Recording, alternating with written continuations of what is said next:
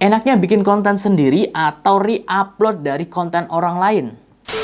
Oke, halo teman-teman, di video ini aku akan bahas kalau misalnya kita sebagai penjual, apakah kita itu boleh untuk re-upload konten orang lain ataukah kita harus bikin konten sendiri? Oke, kalau misalnya kita tujuannya itu cuman untuk biasa, upload konten biasa, itu biasanya ada fitur re-upload. Misalnya di TikTok ada fitur re-upload, ada fitur Stitch, di Twitter juga ada fitur re-upload. Itu mungkin nggak masalah. Tapi bagaimana kalau jualan? Aku saranin banget buat kalian, meskipun kalian baru ataupun lama, itu bikin konten sendiri sebisanya. Kalau nggak bisa ya gabungin aja screenshot gitu. Screenshot gambar, udah langsung gabungin, kreasikan sesuai dengan kreativitas kalian.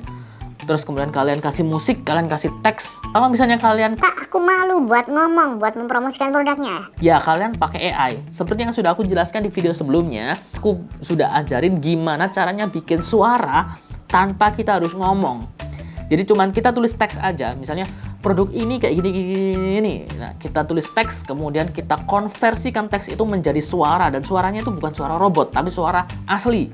Suara yang mirip banget sama orang.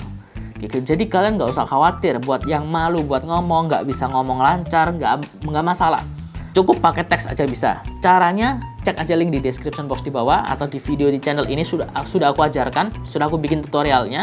Nah terus memang kenapa kalau misalnya kita upload video orang lain? Nah oke. Yang pertama secara sistem dulu, secara sistem. Misalnya kita bahas TikTok sama YouTube lah katakanlah. Di TikTok itu menurut pengalamanku itu kalau misalnya kita upload video yang tidak orisinil, ya video yang orang lain, itu sekarang sudah ada peringatannya bahwa video itu tidak orisinil. Kalau terdeteksi oleh sistem TikTok, video itu terdeteksi sebagai tidak orisinil, maka video itu tidak direkomendasikan ke orang lain. Artinya tidak bakalan FYP video itu.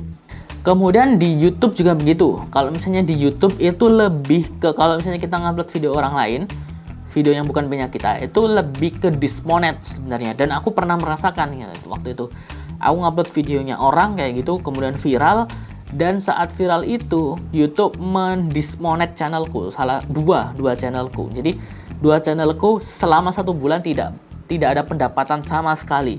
Dan videonya kalau nggak salah, videonya masih aman sih, videonya masih aman, tidak dihapus oleh YouTube.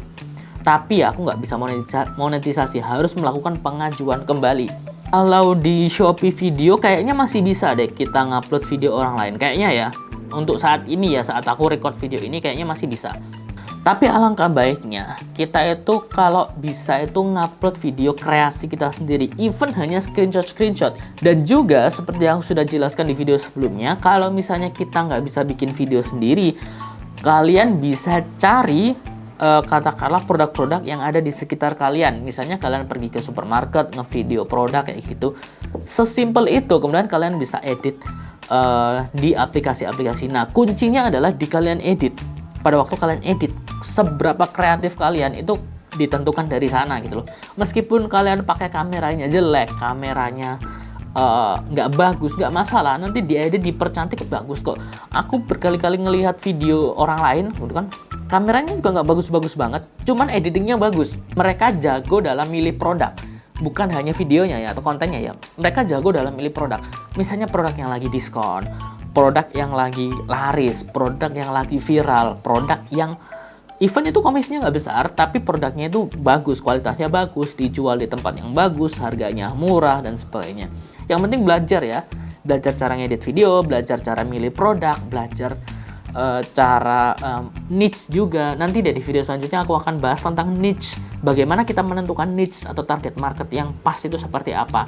Karena itu teman-teman jangan lupa klik tombol like dan subscribe channel ini dan nyalakan notifikasinya, dan sampai jumpa di video selanjutnya. Dadah.